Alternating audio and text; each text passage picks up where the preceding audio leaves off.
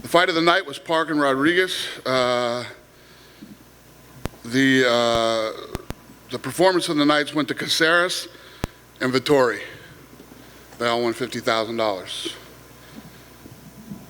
Obviously one of the weirder fight weeks that we've ever had in recent memory. Can you give us any insight as to what was happening behind the scenes all week? Yeah, I mean, we were trying to keep this fight alive and make sure that it happened, and we couldn't have done it without a guy like Vittori. Vittori acted like an absolute professional, stud, you know, a guy that's incredible to work with this week. That's why this fight happened. What about the flip side with Paulo Costa? I mean, we asked him earlier in the week when he said he couldn't make weight. We said, what happened? He's like, well, I'll tell you guys afterward. Sounds like we're not going to see him tonight. So can you tell us why he was unable to make weight, I should say? No.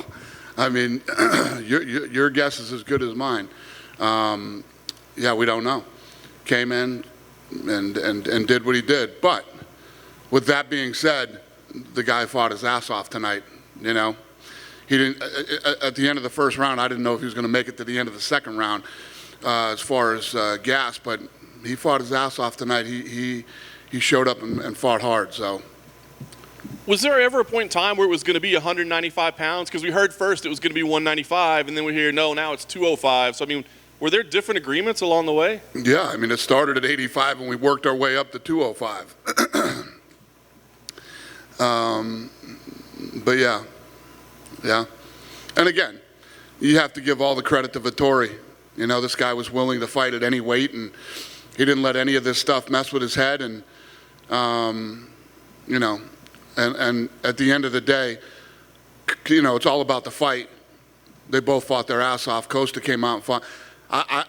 Costa looked better the fifth round than he did the first round. So he was definitely in shape. You know, when a guy comes in and he's that heavy, you have to question whether he's in shape or not. You know, he was in shape. Yeah, he actually won the fifth round on the cards. So do you have any idea what those guys weighed tonight? Do we know what their fight night weights were? Well, yeah, I think Vittori was 208 and Costa was 220.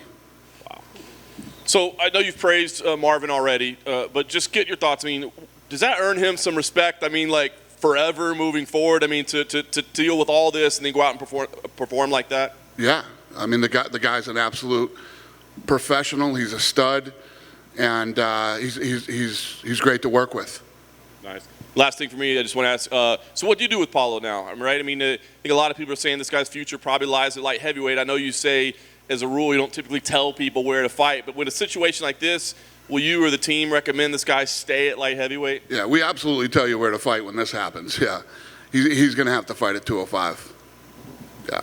Dana, did you feel like Paulo looked like mentally the pressure was getting to him? I mean, even in the cage, he made the rush at Marvin early on, and just it seemed like throughout the fight, you know, and I agree, he fought very well, but it seemed like, you know, mentally he was being affected somehow. Yeah, I mean, I thought he was all over the map. I mean, he came in and went after him. Listen, when you talk all the shit and do the things that you did this week, I mean, he jumped into the cage and let the, you know, are these all, did he do it on purpose? Did he show up overweight and try to, who knows? I mean, he says he was going to tell you guys after the fight. I don't know. I can't, but yeah, he did. But like I said, I thought he was done. He got stronger as the fight went on. He stayed in there. He continued to, he was throwing unbelievable kicks all night. I mean, the kicks to the head, the kicks to the body, and in the fifth round, he came out and tried to win that fight. He came out and tried to finish Vittori. And again, more credit to Vittori. He took everything that Costa had in that fifth round. Did anybody ever show a better chin against a puncher like that? We know Paulo can punch than Vittori did. I mean, his chin's got to be an all-timer in the UFC. Yeah, great chin. I mean, both of those guys got hit with big shots tonight, and both stayed on their feet. Vittori took shins to the head, punches to the head, kicks to the body that were just vicious. It was a hell of a fight. You know, I know you're not big on punishing guys. You know, he fought and he fought well, but you know, does he get away with this? Like, scot-free? I mean, because here's the thing. Marvin Vettori is a badass, and he was able to deal with it. But a lot of guys might have been ready to fight at middleweight and not able to deal with that. And is it fair if you had Nick Diaz do it last month or 2 months ago, and then now you had Costa do this? Is it fair to set that precedent and then not, kind of nip it in the bud and give Costa some kind of penalty for what he did? Yeah, I don't think that there's a precedent. I think that, he's getting fined 20% of his purse that's going to go to Vettori, and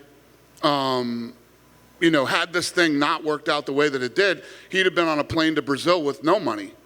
He'd put back on a plane, flew back to Brazil, and wouldn't have made a dime on this fight. So, when you talk about prize fighters that are getting money to actually get in and perform, when they perform, he had to give up 20% of that. So I think, that's punishment enough. Plus, you guys beat him up pretty good this week too, and deservedly. Do you feel he was his actions were intentional, that he was trying to get cut? That's what I don't know. I don't know why he came here and did what he did and acted the way that he acted. Like I said to John, he was going to tell you guys after the fight. I don't know. I honestly don't know the answer to that question. But and when you talk about punishing him, like I said, he's given up 20% of his purse, and he came in and fought his ass off tonight. If he went in there and put on a horrible performance, and then maybe we could point the finger at him more. He was a nightmare to deal with this week, not just for us, but for you guys too. But he came in and performed tonight. Dana, just to be clear, Paulo did say he would tell us after the fight, but he also told Megan Levy that the only contract he ever saw for this fight was at 205. I'm assuming that's not true. Yeah, that's not true. Yeah. Why would we give him a contract for? First of all, let's just make this absolutely clear. I hate fights at catchweight. I never make catch. How many catchweight fights have we done in 20 years? I hate them because they mean nothing. Yeah. They're useless. When did you know he was heavy and going to be unable? When did he even say, 185 is not happening, so let's work something out? When did that come to your desk? This week. I don't remember the exact day, but happened. When it happened, you guys knew it happened. I mean, as soon as all this stuff started going on, I think you guys were in the loop pretty quick. So whenever you guys started reporting it, seems like it was a month ago. Was there a lot of back and forth? Was there a lot of dealing and going back and forth? Was he difficult to deal with, or could you guys agree to a catch weight fairly quickly? No, of course. I mean, when a guy comes in that's supposed to fight at 185 pounds and tells us he's not going to make weight, it's not a good conversation. Yeah. It starts. We're off to a bad start on fight week. What was your relationship like with him before this? Were you guys okay, or was there negotiations that didn't go well? What was it like? Yeah, I think we've always had a good relationship with Costa. Costa, if you look at, other than Abu Dhabi, that was a weird deal. But before that, before Abu Dhabi, that guy was a killer. That guy would show up and put on performances like tonight. Cool. Thanks. Hey, Dana, quick question for you. Obviously, a win's a win, but the way that Marvin Vettori got the victory fighting at 205 pounds, does his stock go up any extra in your eyes, and what could that look like? Well, Vettori? Vettori. Yeah, listen, Vettori fought at 205 against another guy who's 185 pounds too. They put on a good fight tonight. Vettori's stock has always been high. Vettori's an absolute stud. The guy's a pleasure to work with, and he always comes in to fight. Well, assuming that Whitaker fights Adesanya, and we know that Brunson is going to be fighting Cannonier, is the winner of Brunson-Cannonier going to be the front runner to face for that winner for the middleweight championship? Yeah, that makes sense. We saw Alex Caceres got transported. Is there any update on it? I think it was probably more precautionary. He took the knee to the face. Yeah. I don't know if you guys had heard anything about him. Yeah, Caceres going to the hospital to check out his head and face. Yeah. Okay, so probably more just precautionary. I guess the only question I have relating to the Paulo Costa thing, and I guess it was a lot easier having Marvin willing to jump on board and do this. But at any point in this week, did you guys ever consider the fact, or of just scratching the fight? Granted, I'm glad the fight was on the card because it's a wonderful fight, and for me, made the card. But did it ever get close to the point like you guys thought you would have to scratch that fight? Well, I don't know if we would scratch it. We were trying to keep Vettori in the fight. You know, Vettori was here, did all the right things. He was willing, ready, and able to fight, so we tried to keep that fight. But yeah, I mean, there were a couple of moments where we thought this fight wouldn't happen. Now, do you guys go forward? I mean, like everybody seems to be worried about precedent or whether it starts a precedent. Is this something that you start talking with fighters about, like, guys, this happened, but this is the kind of stuff that can't keep happening? Guys, if you look at how many fights we put on a month, this is very rare that these things happen. You know, the athletes that are in this sport are professional. They show up on weight. You know, we have some situations where there's, you know, whatever reason a kid couldn't make weight or couldn't do it. But for the most part, when you look at the amount of fights that we put on, this is very rare. The thing this week is that it was the main event, so it's very high profile and a lot of weird circumstances this week. 95, then 205. He said, you know, the things that he was saying, and other than that, this isn't like eye poking. You know what I mean? Something that happens a lot and is a fucking problem. One other thing. So if Costa comes back to you and says, hey, I had X, Y, and Z happen, and that's why I had this weight, and I want to fight at 185, would you consider that? Or you said earlier, he's absolutely a 205er now. How do you know? He's a light heavyweight. I mean, you guys saw him tonight. He's massive, you know? And the thing that stood out the most for me is, as big as he is, look at the cardio that he had tonight. That was a fucking dogfight. That was a war between two guys who both really wanted to win. And in the fifth round, he came out and went after Vettori. The kicks that he threw to the body shots, the head shots, the head kicks. I mean, he tried to finish the fight in the fifth round. He was in shape. It's not like the guy showed up in shape. The guy has lost his mind and, you know, wasn't training for this fight and just showed up and was overweight. He obviously trained. I don't know. He can't make 85. I mean, it just goes to show you that he cannot make 185 pounds. I think he landed at 218 when he got here. He just said to Megan O'Leary, 185 is his division. Yeah. This is going to be fun. I promise you it's not. Dana, I don't mean to belabor it, but when the fight was made at catch weight, was the 20% of his purse already made before then? And did he ask for more than 20% to go up to 2? Vettori? Yeah. No.